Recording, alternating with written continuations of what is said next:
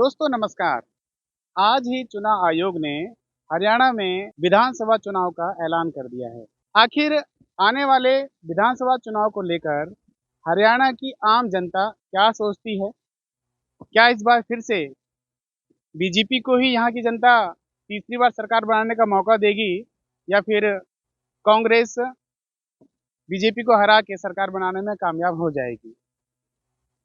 साथ में हम ये भी आम जनता से जानने की कोशिश करेंगे कि 10 साल में बीजेपी का कार्यकाल कैसा रहा? बीजेपी ने हरियाणा में क्या काम किया है? उनके काम से यहाँ की जनता कितना खुश है? ये सारे मुद्दों पर आज हम आम लोगों से जानने की कोशिश करेंगे और आपको हम दिखाएंगे कि ग्राउंड में आखिर क्या है हकीकत। बने रहिएगा वीडियो के साथ ताकि आप खुद ये अंदाज़ा लगा पाएँ कि इस बार 2024 में हरियाणा में किसकी सरकार बनेगी। आप सभी को नमस्कार। हम लोग ये जानने की कोशिश कर रहे हैं, आज ही चुनाव आयोग ने हरियाणा में इलेक्शन का ऐलान कर दिया है।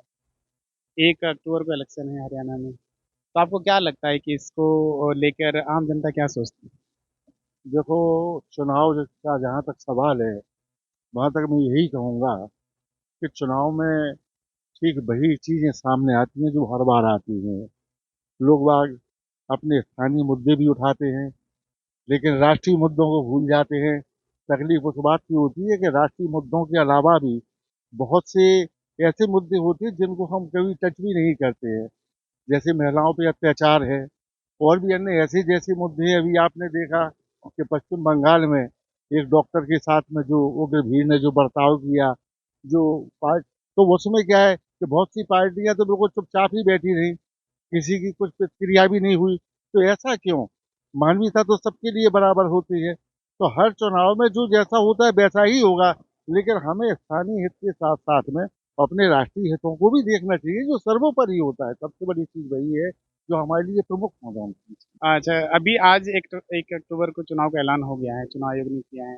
क्या इस बार लगता है बदलाव होगा हरियाणा में या फिर बिल्कुल होगा। क्यों होगा?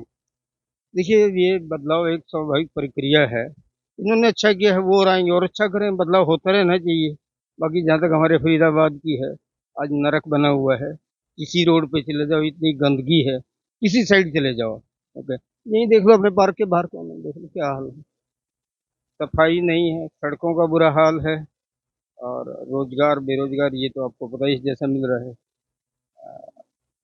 कहीं सरकारी दफ्तरों में चले जाओ, कैसे काम हो रहे हैं अब तो क्या कहें, आपको पता ही है खुद। तो बताइए, अभी हरियाणा में कुछ मुद्दे बहुत गर्म हुए थे पिछले साल, जैसा कि पहलवानों को लेकर मुद्दा गर्म हुआ था। आप थोड़ा सा अंकल रुकिएगा, उनसे पूछता हूँ। क्या आपको लगता है कि जो हरियाणा में जो पहलवानों का मुद्दा है उसका कुछ फर्क फर्क पड़ेगा? मेरे हिसाब से तो कोई फर्क नहीं पड़ना चाहिए। अभी जैसा कि भाई साहब ने कहा कि प्रॉपर अगर यहाँ फरीदाबाद की अगर स्थिति देखी जाए तो इस बार तो बदलाव होगा। लेकिन मेरी जहाँ तक सोच है कि आपकी सोच है, मैं उसको गलत नहीं कहूँगा। लेकिन मैंने अभी आपसे पूर्व में यूँ कहा था कि हम जब कभी चुनाव होता है तो हम केवल या तो अपने वार्ड के बारे में सोचते हैं या स्थानीय मुद्दों के बारे में सोचते हैं, हम लेकिन उससे बाहर निकल के नहीं सोचते। अंकिल जी ने जैसे अभी कहा कि बदलाव होगा, परिवर्तन होगा, और उसका कारण उन्होंने बताया कि यहाँ पे गंदगी बहुत है, सड़कों की स्थिति बहुत है। आपने केवल प्रॉपर फरीदाबाद और फरीदाबाद के आसपास का ही आपने चिंतन किया है। बाकी अगर पूरे अगर हरियाणा क्षेत्र को भी अगर देखा जाए तो आज जो सड़कें हैं, आज जो ब्रिज बने हैं, आज जो फ्लाई ओवर्स बने हैं, आज जो सफाई और स्वच्छता है, तो मैं तो नहीं समझता कि इसके पहले रही। और जहाँ तक परिवर्तन का सवाल है, तो ठीक है, परिवर्तन मैं उस बात से सहमत हूँ कि परिवर्तन तो सृष्टि का नियम है। लेकिन जहाँ तक कामकाज की समीक्षा का सवाल है, तो ये मेरा पूरा पूरा विश्वास है कि इस बार की फिर से भाजपा सरकार ही अपने हरियाणा में प्रदर्शित होगी, इसमें कोई संदेह नहीं। कि आपने कहा फिर से हरियाणा में भाजपा सरकार आएगी। पिछली बार भी तो भाजपा सरकार पूर्ण बहुमत से नहीं आई थी ना, भाजपा बहुमत से पीछे रह गई थी। तो आपको नहीं लगता इस बार हरियाणा की सरकार बदल देगी? नहीं तो ऐसा आपकी दृष्टि में ऐसा हो सकता है कि वो इस बार पूर्ण बहुमत नहीं मिला था, तो इस बार हो सकता हो कि शायद पूर्ण बहुमत से भी आगे कहीं निकल जाए। ये तो हम मानते हैं कि चलो विरोधी हर जगह होता है, विरोध भी होते हैं और विरोधी भी होते हैं।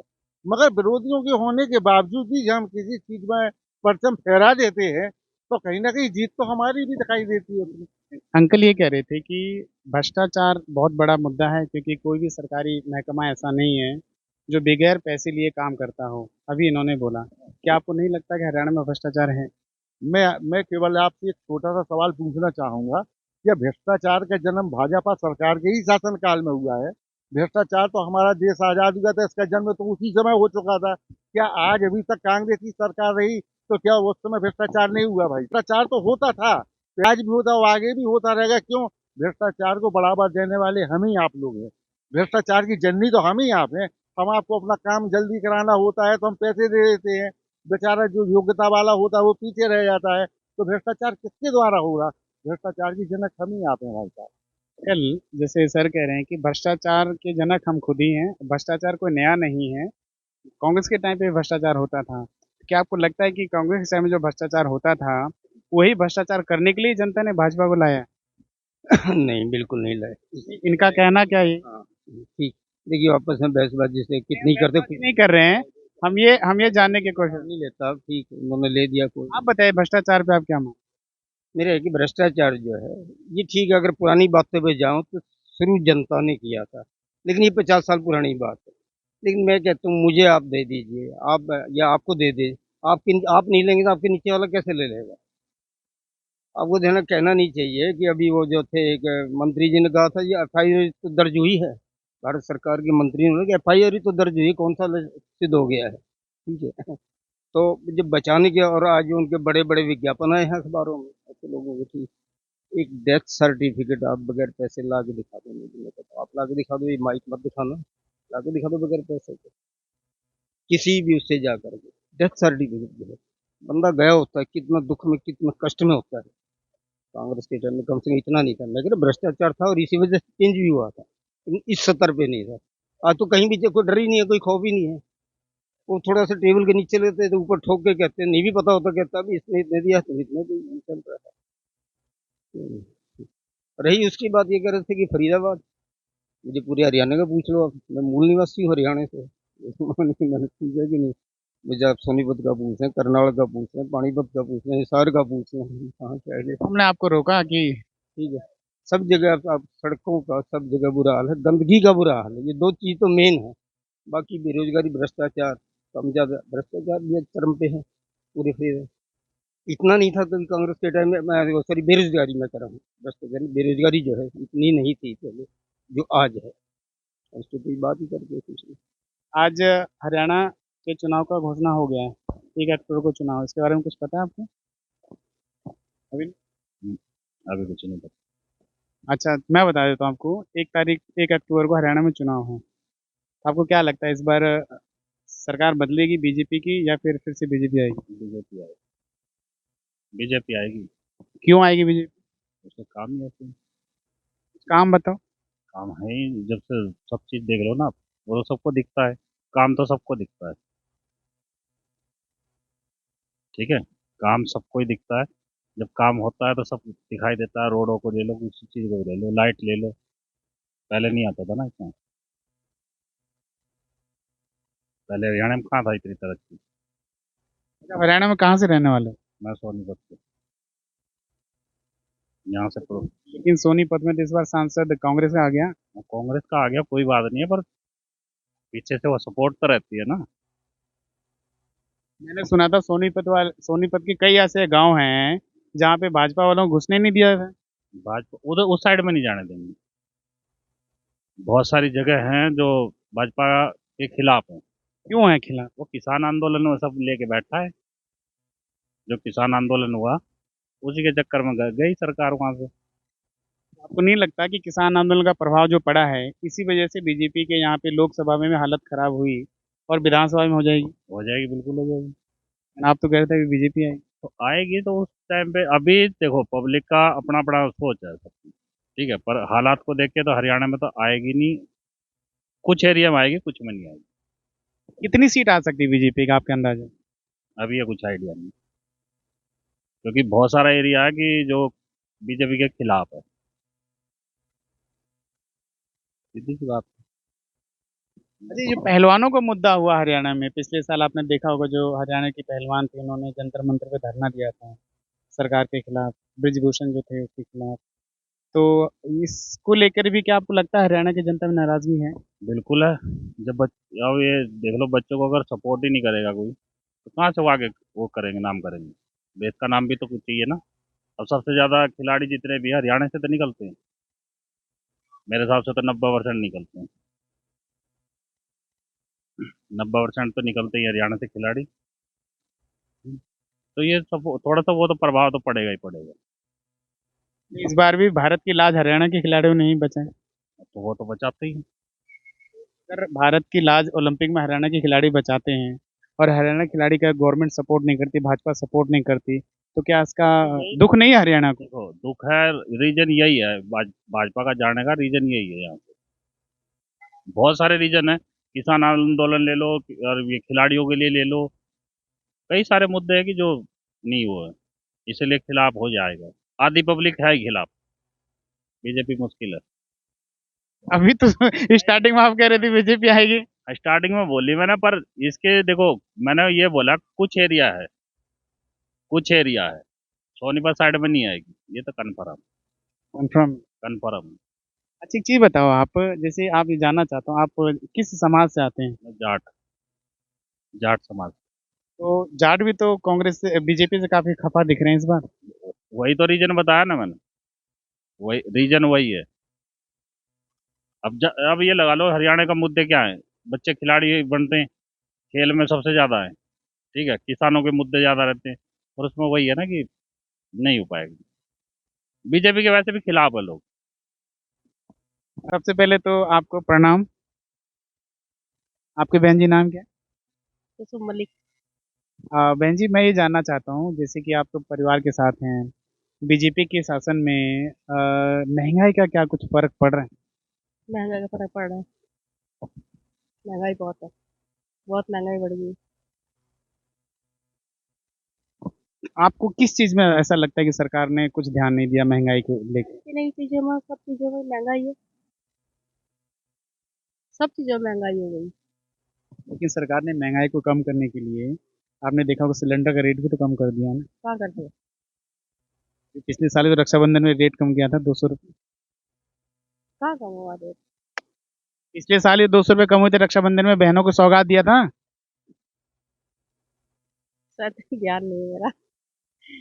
सिलेंडर भाई साहब खरीदते हैं क्या? नहीं नहीं, सिलेंडर तो घर में आता है, बुक भी यही करते हैं।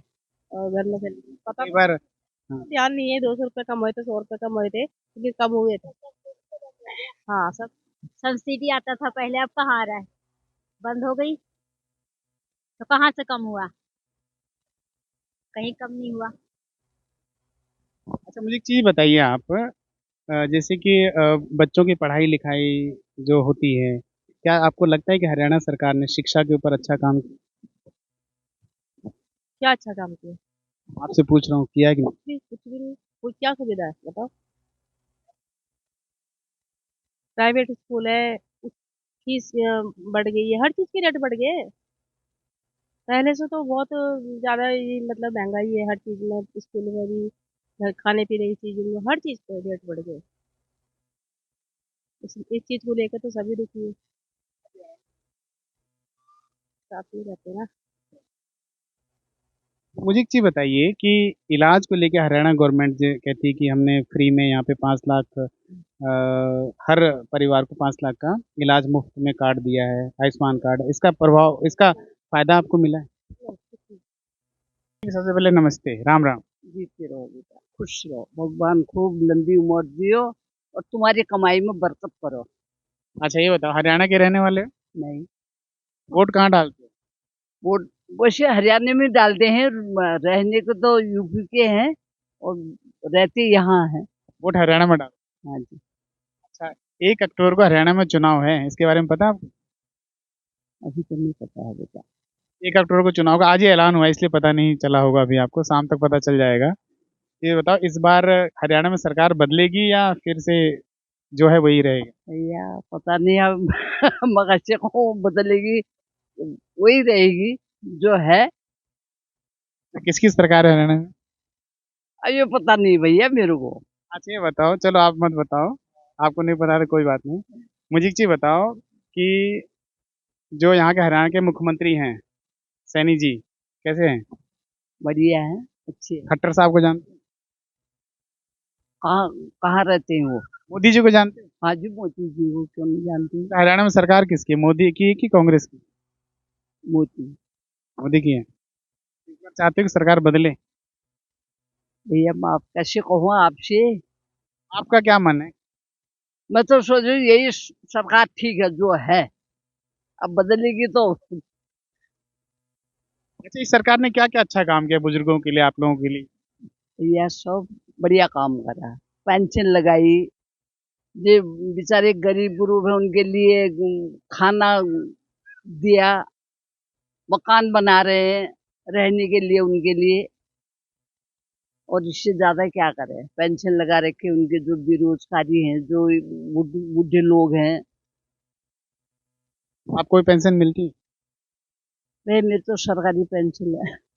सरकारी जिनकी पेंशन को नहीं मिलती, बुजुर्ग, आपको पता है बुजुर्गों को पेंशन मिलती है? हाँ मिलती है, हमारे बुजुर्ग हैं गांव में भी मिलती है, सबको मिलती है। हमारी सरकारी नौकरी है उसमें नहीं मिलती है। थैंक यू आंटी जी। सबसे पहले राम राम। राम राम साहब, राम राम। हरियाणा के रहने वाले हैं? नहीं, हम बेसिकली वहाँ के हैं, यूपी से। रहते हैं हरियाणा में? हाँ, फिलहाल हरियाणा में। वोट कहाँ डालते हैं? वोट कहीं नहीं डालते जी, यहाँ पे वोट नहीं है हमारा। यदि आप बनवा रहे हैं तो मेहरबानी है। कितने साल से रहते हैं? यहाँ करीबन हो गए 600। वोट बना ही नहीं? नहीं, अभी तक नहीं। कैसा काम कर? सुस्त है। हालांकि मन से बीजेपी का सपोर्ट है हमारा, लेकिन सरकार में दम नहीं लगता। या तो ये कह लीजिए यूपी में बहुत तगड़ा दम है, जिसको ये कोई कवर ही नहीं कर पा रहा। बाकी यूपी जैसा सीएम मिलना मुश्किल है। अब पहले भी थे खट्टर साहब से, कुछ दिखता नहीं था, जो दिखना चाहिए वो नहीं था। और बताइए। आपको क्या लगता है कि इस बार जो चुनाव होने वाले हैं 1 अक्टूबर को हरियाणा में है, इस बार सरकार बदल जाएगी या फिर से बीजेपी रिपीट करेगी? रिपीट के भी चांस कम है और खिचड़ी के ज़्यादा है। मतलब कुछ उनसे कुछ उनसे कुछ उनसे इस तरीके से हो जाए। एक मेजोरिटी नहीं आएगी किसी के पास, आई थिंक से। कांग्रेस कुछ मुकाबला कर पाएगी कि नहीं? वो तो इसमें भी ले जा चुके हैं, अ, लोकसभा में भी ले जा चुके हैं, जबकि नहीं मिलनी चाहिए थी इतनी सीटें मेरे हिसाब से। लेकिन निकाली उन्होंने। सबसे बड़ा मुद्दा क्या रहने वाला है आपके हिसाब से हरियाणा में? महंगाई कह लीजिए, जो मीडियम और बिलो मीडियम क्लासेस है, उनको महंगाई थोड़ा सा वो करती है, हर्ट करती है। और बाकी बेरोजगारी वगैरह तो हर दौर में रही है, इस दौर में नहीं थी। भ्रष्टाचार पे मुद्दा होगा? होना चाहिए। और ये स्त्री सुरक्षा मस्त है। हरियाणा में आपको लगता है कि महिलाओं की सुरक्षा पे कहीं ना कहीं उतना ज्यादा फोकस नहीं है, हाँ, अभी नहीं है। यूपी से कंपेयर कर? जी जी जी, और एक ही जगह है जहाँ से कंपेयर किया जा सकता है। वो तो टारगेट सेट करे हुए हैं अपना, बहुत बढ़िया। उनका तो जवाब ही नहीं है। धन्यवाद सर, आपने इतना अच्छा हमें विचार